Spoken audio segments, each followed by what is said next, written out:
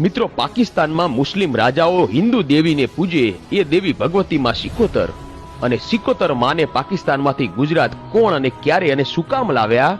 તો પાકિસ્તાનમાં માં ખોડિયાર, માં સિકોતર અને પઠ્ઠાપીરનો એક જોરદાર સત્ય ઘટના પર આધારિત ઇતિહાસની આજે આપણે વાત કરીશું. મિત્રો, ઘણા વર્ષો પહેલાની આ વાત છે. હાલનું પાકિસ્તાન એ વખતે સિંધ પ્રદેશ કહેવાતો હતો, અને સિંધ પ્રદેશમાં મુસલમાન હમીર સુમરાનું રાજ ચાલતું હતું. અને આ હમીર સુમરાએ એકવાર 16 વર્ષના ધણી એવા રા નવઘણની ધર્મની માનેલી બેન જાહલને એકવાર કેદ કરી. અને ત્યારે રા નવઘણની બહેન જાહલે રડતી આંખે પોતાના ભાઈ નવઘણને એક ચિઠ્ઠી મોકલી કે મને આ હમીર સુમરાએ કેદ કરી છે, તો મારા ભાઈ મારી વાહરે આવો. અને કહેવાય છે કે આ સિંધ મલકના રાજા હમીર સુમરાની આખાય મહેલની રખેવાળી માતા સિકોતર અને પઠ્ઠાપીર કરતા હતા.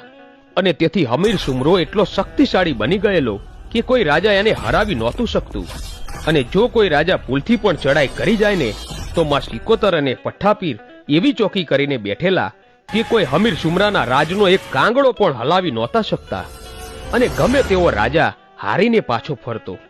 પણ જે દિવસે રા નવઘણ પોતાની બહેન જહાલને છોડાવવા માટે ગયો, અને તે દિવસે મામડિયા ચારણની આ શ્રી ખોડિયાર માને એના ભાલા ઉપર બેસાડીને લઈ ગયો. અને કહેવાય છે કે રાવ નવઘણ પોતાની ફોજ લઈને સિંધમાં જવા નીકળ્યો. અને સિંધોઈ નદીને પાસે પહોંચ્યો ત્યારે દૂરથી હમીર સુમરાના ગઢના કાંગડે બેઠેલી માં સિકોતર અને પઠ્ઠાપીર માં ખોડિયારને જોઈ ગયા. ત્યારે માં સિકોતર કહે છે કે હે પઠ્ઠાપીર, અત્યાર સુધી જેટલા રાજા મહારાજાઓ સિંધમાં ચડાઈ કરીને આવ્યા, એમાંથી એકે રાજાને જીતવા નથી દીધા. પણ આજે જે જૂનાગઢનો ધણી એની બહેનને છોડાવવા માટે આવી રહ્યો છે, એના ભાલે 9 લાખ લોબડિયાળીઓ સાક્ષાતમાં ભગવતી ખોડિયાર બેઠા છે. અને હે પઠ્ઠાપીર, જેમ માણસ માણસનો સગો હોય ને, એમ દેવ દેવનો સગો હોય.